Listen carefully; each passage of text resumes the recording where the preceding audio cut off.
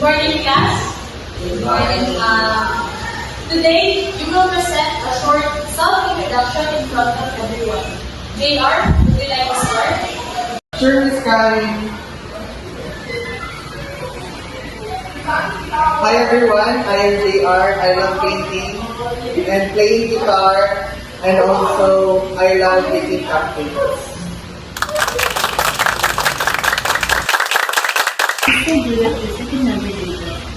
Just watching, you may pick up a fingerprint.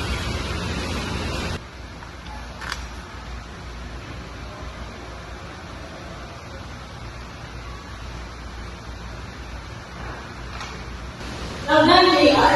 Yana, you're next.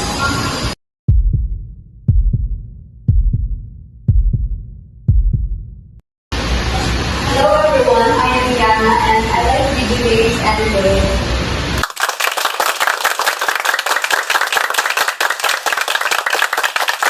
Yes, Yana, you nailed it! I just copied what JR did. Great job, Yana. You learned this by watching. See? It worked! You were awesome!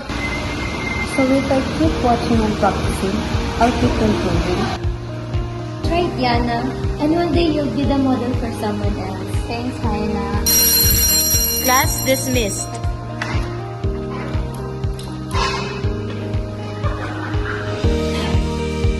This is exactly what Bandura's social learning theory is about.